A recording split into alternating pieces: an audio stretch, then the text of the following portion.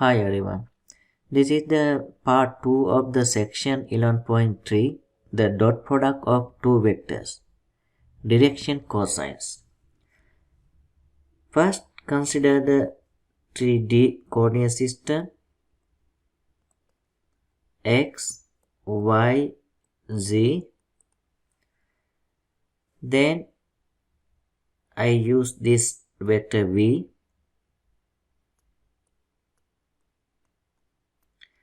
So vector v make an angle with x-axis. I use it is alpha, and with y-axis is beta, with z-axis it is gamma. So let me use this alpha, another color. So I use this is alpha. Then consider the unit vectors. In x direction we know that is I, and y direction it is j, and z direction it is k. Here alpha, beta, gamma, these angles are called the direction angles of v. Direction angles of v. And cosine of these angles, that means cosine alpha, cosine beta, and cosine gamma are the direction cosines of v. Direction cosines of v. Now let me consider v vector dot I vector. So v dot I equal, you know this, magnitude of v and magnitude of I times cosine alpha. Alpha is the angle between v and I, vector v and I, you see that. So then what is the magnitude of I? This is 1 because it is a unit vector.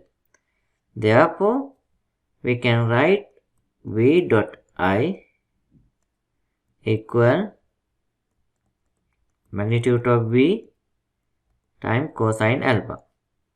So I use this first equation. Then let me consider the second one. I use v dot I and I take v is any vector v1, v2, v3, right? So then v1, v2, v3 dot, and I is 1, 0, 0, right? I mean I component is, x component is 1, then y and z are 0. So from this we can have just v1, right? So then we can say v dot I equal v1, that is the second one. So now by 1 and 2 you see, by 1 and 2 you see we can write, because here v dot I, here also v dot I, so we can say v1 equal magnitude of v times cosine alpha. So cosine alpha equal v1 over magnitude of v. So this is the you see alpha is the angle between v and I, right? This is the cosine alpha. Cosine alpha equal v1 divided by magnitude of v. Similarly, you can find the cosine beta and cosine gamma. Yes, to find the cosine beta, you can consider v dot j. So if you consider v dot j, you can have cosine beta equal v2 divided by magnitude of v2 vector, and consider v dot k, then you get cosine gamma equal v3 divided by v magnitude. Yes. Now let me show you the summation of this. Okay, it means, let me consider this first. V vector divided by magnitude of v. So this is, you know, v vector divided by magnitude of v, this. v1, v2, v3, right? If we write this with ijk, so we can write v1 over vector v I plus v2 over vector v j plus v3 over vector v k. So what is the v1 over v2? This v1 over v, actually it is here, you see green, cosine alpha, right? So I write cosine alpha I plus next one cosine beta j, the last one cosine gamma k. Now think about this part. What is this? V divided by magnitude of v. It is a unit vector, right? So what I do, I take the magnitude of the both sides. Okay, so magnitude of this part is 1, so that should be 1. Then I take the second power of the magnitude, 1 to power 2 is 1. And what is the magnitude of this vector?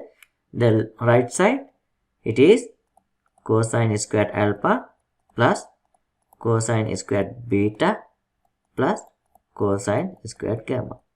So you see, we have then cosine squared alpha plus cosine squared beta plus cosine squared gamma equal 1. Example, suppose v vector is 2, 3, 4 and find the direction cosines and angle for this vector. How do we find the direction cosine? What are the direction cosines? Direction cosines are cosine alpha, cosine beta, cosine gamma, right? So if you consider this, this is x, y, z. So 2, 3, this will be like this. So this is v vector, right? That is v vector. So I use this alpha with x-axis, and angle with y-axis is beta, and angle with z-axis is gamma, right? So then how do we find the cosine alpha? That is the direction cosine of this vector. Cosine alpha equal, according to Above theorem, v1 divided by magnitude of v. So we need to find the magnitude of v. This equal 2 to power 2 plus 3 to power 2 plus 4 to power 2 and square root, right? Then square root of 29. Therefore, cosine alpha equal, what is the v1? So this is the v1 and this is v2 and this is v3. Therefore, v1 is 2 over square root of 29 cosine alpha. From this you can find the alpha equal cosine inverse 2 over root 29, and similarly cosine beta, it is v2 over let me write down v2 over magnitude of v. So v2 is 3 here and magnitude of v is 29. From this we have beta cosine inverse 3 over 29 square root. The last one, cosine gamma, it is V3 over square root, magnitude of V. So V3 is 4 and magnitude is 29. So from this we can have gamma equal cosine inverse 4 over square root of 29.